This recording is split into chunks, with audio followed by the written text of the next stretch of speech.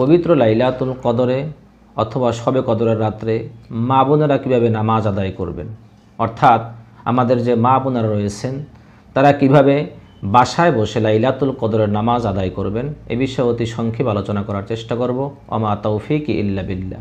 রমজান মাস আসলে, যখন রমজান মাসের 20 রমজান অতিবাহিত হয়, তখন থেকে অনেক মা বোনেরা বিভিন্ন লোকের মাধ্যমে আমাদের কাছে প্রশ্ন করে থাকেন যে পুরুষেরা সাধারণত মসজিদে গিয়ে নামাজ আদায় করে থাকেন, কদরের নামাজ তারা মসজিদ আদায় করে থাকেন, কিন্তু আমরা মহিলারা, আমরা মা বোনেরা বাসায় থাকি, আমরা কিভাবে কদরের নামাজ আদায় করব, এর নিয়ম কি বা কোন পদ্ধতির মাধ্যমে নামাজ আদায় করলে আমাদের নামাজ সঠিকভাবে আদায় হয়ে যাবে।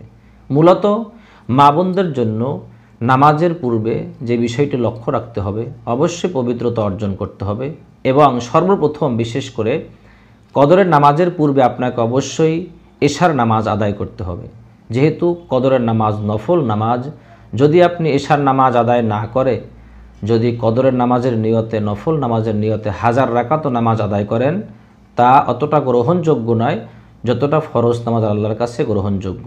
একটি কথা অবশ্যই সকলের মনে রাখতে হবে যে ফরজ নামাজ জীবনে প্রতিটি মুসলমান নরনারীর জন্য বাধ্যতামূলক, আদায় করতেই হবে, কিন্তু নফল নামাজ বাধ্যতামূলক নয় যে আদায় করতে হবে। যদি আপনি আদায় নাও করেন, আপনাকে জিজ্ঞাসা করা হবে না কেন আপনি আদায় করেন নাই, কিন্তু ফরজ নামাজের ক্ষেত্রে অবশ্যই আপনাকে আমাকে প্রশ্ন করা হবে কেন আদায় করি নাই। সুতরাং মা বোনদের অবশ্যই কদরের নামাজের পূর্বে এশার নামাজ আদায় করতে হবে। এশার নামাজ আদায়ের শেষে 2 রাকাত সুন্নাহ নামাজ আদায় করে তারপরে তারাবির নামাজ আদায় করতে হবে। এখন তারাবির নামাজ যদি আপনি আদায় না করে আপনি কদরের নামাজ আদায় করেন, কদরের নামাজ হলো নফল আর তারাবির নামাজ হলো সুন্নতে মুআক্কাদা। যদিও আপনি কদরের নামাজ আদায় করতে নাও পারেন, যদি ওই রাত্রে কদর হয়েও থাকে, তাহলে আপনি যে তারাবির নামাজ আদায় করলেন তাতেও অনেক নেকের অধিকারী হবেন। তবে অবশ্যই আপনি তারাবির নামাজ আদায় করে ভিতরের নামাজের পূর্বে কদরের নামাজ আপনাকে আদায় করতে হবে। কথাটা আমি আবারও বলতেছি, ভিতরের নামাজের পূর্বে আপনি কদরের নামাজ আদায় করবেন। যেহেতু আপনি বাসায় বসে নামাজ পড়বেন, সেক্ষেত্রে নফলের শেষেই বেতের নামাজ আদায় করা সবথেকে উত্তম হবে। তবে যদি আপনি বেতের আগে পড়ে ফেলেন তাতে কোনো সমস্যা হবে না। তারপরে হলো আপনি কত রাকাত করে আদায় করতে চান। মা বোনেরা অবশ্যই রাকাতের ক্ষেত্রে খেয়াল রাখবেন যে মা বোনেরা 2 রাকাত করে আদায় করা সবথেকে উত্তম হবে। 4 রাকাত করে আদায় করতে গেলে আপনাদের অনেক কষ্ট হয়ে যাবে। যেহেতু নফল নামাজ 2 রাকাত 4 রাকাত একই নিয়তে আদায় করা যায়, আপনি 2 রাকাত করে নামাজ আদায় করলে সবথেকে উত্তম হবে। তারপরে নিয়ত করা, অর্থাৎ আপনাকে নিয়ত করতে হবে আপনি কত রাকাত নামাজ পড়বেন, কি নামাজ পড়বেন। আপনাকে মৌখিক নিয়ত নয়, অন্তরে নিয়ত করতে হবে আমি কদরের জন্য 2 রাকাত করে নফল নামাজ আল্লাহর খুশির আদায় করতেছি, আল্লাহু আকবার।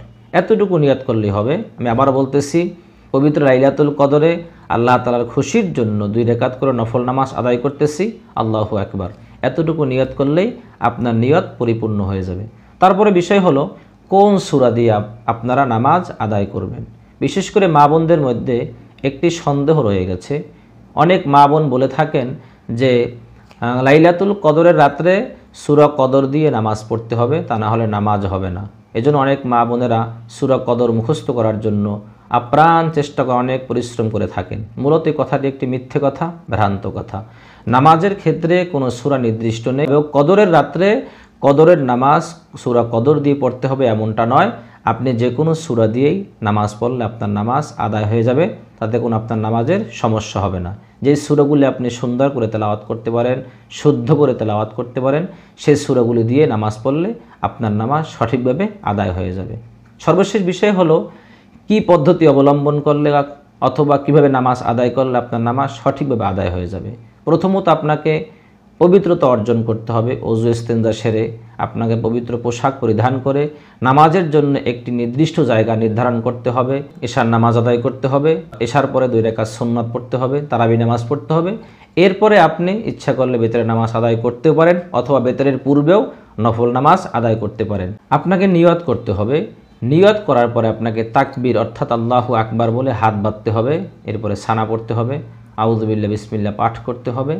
এরপর আপনাকে সূরা ফাতিহা তার সঙ্গে যে কোনো একটি সূরা মিলাতে হবে। তারপরে রুকু করতে হবে, রুকুর শেষে সিজদা করতে হবে। এক কথায় আপনারা যেই রকম নামাজ আদায় করে থাকেন, ফরজ, ওয়াজিব, সুন্নাহ, নফল, ঠিক অনুরূপভাবে কদরের নামাজ একই নিয়মে আদায় করতে হবে, শুধুমাত্র নিয়তের ক্ষেত্রে ভিন্নতা, এছাড়া নামাজের নিয়ম একই রকম। এভাবে আপনাকে 2 রাকাত করে আদায় করতে হবে। আপনারা যেরকম সুন্নাহ অথবা নফল নামাজ আদায় করে থাকেন 2 রাকাত করে, ঠিক অনুরূপভাবে আপনি কদরের নামাজ আদায় করলে আপনার কদরের নামাজও আদায় হয়ে যাবে। তবে একটি বিষয় অবশ্যই খেয়াল রাখতে হবে, যেন তাড়াহুড়া না হয়ে যায়। নামাজ পড়তে গিয়ে যেন খুব দ্রুত না হয়ে যায়, ধীর স্থিরতা অবলম্বন করতে হবে। নামাজের মধ্যে আল্লাহ তাআলার খুশির জন্য সময় ব্যয় করতে হবে। আল্লাহ তাআলা সকল মা বোনদেরকে ধৈর্য সহকারে অধিক পরিমাণে নফল নামাজ আদায় করার তৌফিক দান করেন। ওয়া মা তৌফিকি ইল্লা বিল্লাহ। আসসালামু আলাইকুম ওয়া রাহমাতুল্লাহি ওয়া বারাকাতুহু।